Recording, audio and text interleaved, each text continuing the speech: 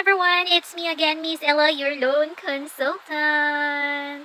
At nagbabalik naman po ako para sagutin ang mga katanungan ninyo. So, ayaw ko na sanang mag-upload ng video kasi nung ako'y nag-upload is I only have 1 subscriber. But nung binalikan ko ang video ko, 1 month siguro, then nakita ko may 14 subscriber na ako. So, naisip ko na tama na yung reason na yun para patuloy kong sasagutin yung mga questions ninyo. So, ngayon, sasagutin po natin ang comment ni ma'am dun sa video ko. Yan. Okay. So, the only way, sabi ko dun sa past video ko, is the only way to know if that loan financing company is legit or not is to check if this financing company is SEC registered. Okay? So, yun yung pinakauna ninyong tingnan kapag nag-a-apply kayo ng loan. So, ang una ninyong gawin is pumunta doon sa website ng sec.gov.ph at i-type yung lending company nila. So, maghintay po ng ilang minutes para lumabas yung result. And then, yan, na-found out po natin na si Waymaker Lending Investor Corp ay isang legit.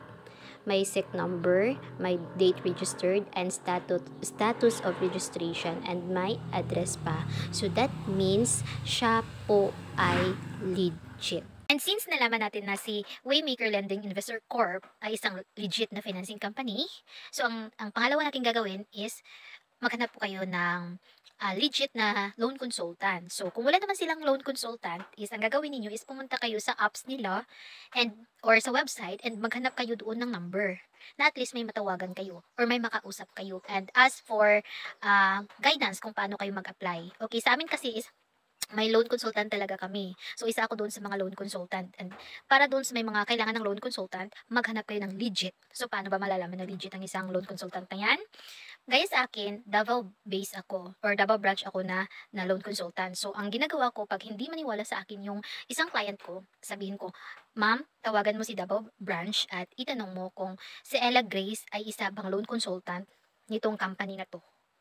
Okay? So, kasi, alam nyo, online lahat. Kapag online lahat yan, it's so risky, di ba? Kapag nagpapasa kayo ng mga documents, alam ko na iniingatan nyo din. Kaya, ang pinaka-safe na gawin is to check if this loan consultant is connected to the financing company. So, yun lang. I-check niyo ang financing company na yan. If SEC registered, maghanap ng legit na loan consultant o kung wala, pumunta sa apps or website nila and tumawag kung may makikita kayong number doon. And doon kayo mag-inquire, no? Pag once na hiningian kayo ng pera, ito ha, kasi sa may mga apps din kasi na ginagaya nila. Once na hiningian kayo ng pera, ito lang talaga ang pakakatandaan ninyo na once pag hiningian kayo ng pera, it's a red flag. Red flag po talaga kapag nangihingi. Kasi sa amin, meron naman kaming fees. Pero kasi wala namang libre na financing company. But ibabawas na yun kapag na-release na yung loan amount ninyo. That means wala talaga kang ilalabas kahit na peso. Okay? So para dyan po sa mga nag-a-apply pa lang dyan, pag hiningian kayo ng pera, stop it.